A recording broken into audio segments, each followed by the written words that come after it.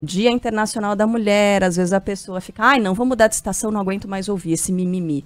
Homem não aguenta mais ouvir, saber se dá Feliz Dia da Mulher, se dá rosa, se não dá.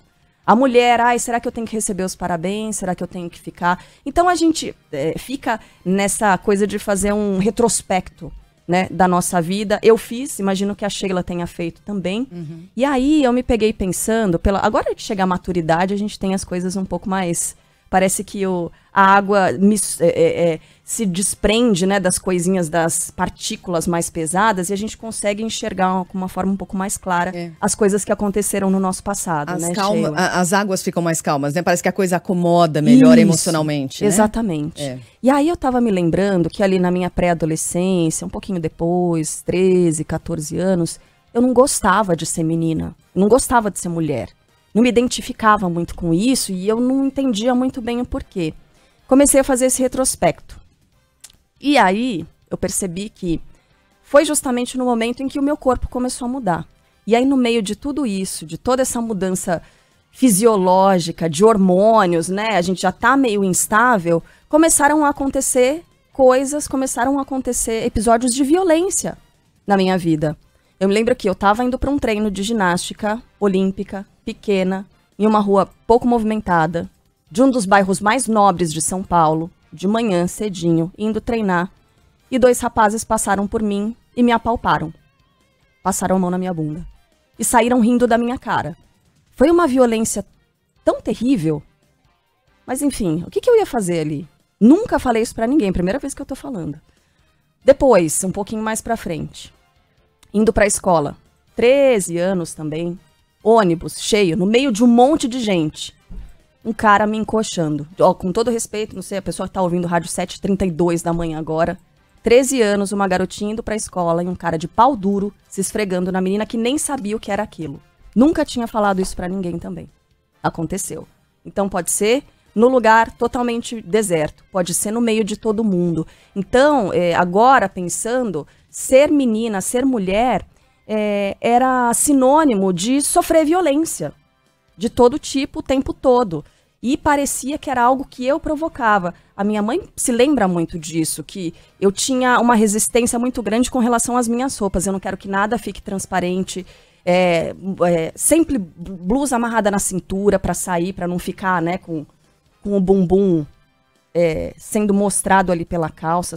Só né, é uma calça um pouco mais justa, mais apertada. Então, ser menina era sinônimo de sofrer violência. Como isso foi difícil, sabe, de superar. Na fase adulta, aí tem outras coisas, outros traumas que ainda preciso trabalhar, do tipo dizer não e ainda assim ser forçada a fazer certas coisas, mas aí são traumas um pouco mais recentes, vamos trabalhar um pouco mais, né, sobre isso. Mas acho importante a gente conversar com homens e mulheres, né, sobre essa questão. As meninas continuam passando por isso todos os dias? Não é o que a gente quer. O que a gente quer? Uma sociedade melhor, uma sociedade mais evoluída, uma sociedade segura para crianças e adolescentes, para homens e mulheres, para meninos e meninas. O que é que a gente precisa fazer para que isso aconteça, né? Para que as próximas gerações não passem pelo que a gente passou. Então, essa é a reflexão colocada aqui nesse momento. Uma das coisas que a gente precisa fazer é exatamente isso. Falar sobre. Falar. Falar porque a gente se ajuda, porque a gente dá as mãos, porque a gente tenta dessa forma evitar que outros casos parecidos aconteçam, que a gente fortaleça outras mulheres que sofrem de violência caladas e de diferentes tipos de violência. A Carla citou esses 2 episódios, né, Cá? Se não me engano, no ano passado ou anterior, a gente dividiu aqui pela primeira vez com os nossos ouvintes e ouvintes esses casos, esses episódios de violência, e nesse caso física.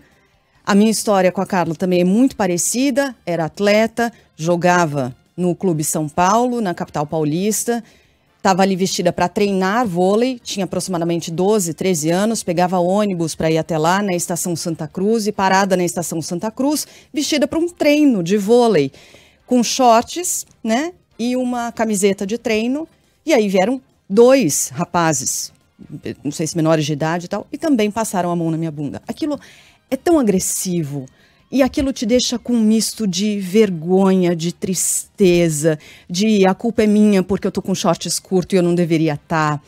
isso mexe tanto, né? Isso precisa ser tão trabalhado, a coisa da culpa. A culpa é minha. Não, não é minha. Não é sua, mulher. A gente tem que poder vestir o que a gente quiser. E por muitos anos, eu lembro, eu tenho uma irmã um pouco mais velha do que eu, 8 anos mais velha, e ela sempre teve uma relação muito maternal comigo.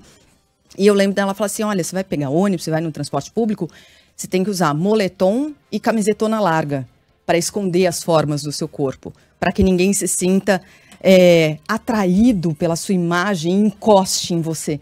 Cara, como pode você não poder se vestir como você quiser porque tem alguém que se sente no direito de encostar em você? Não, deixem os corpos das mulheres em paz, deixem as mulheres em paz.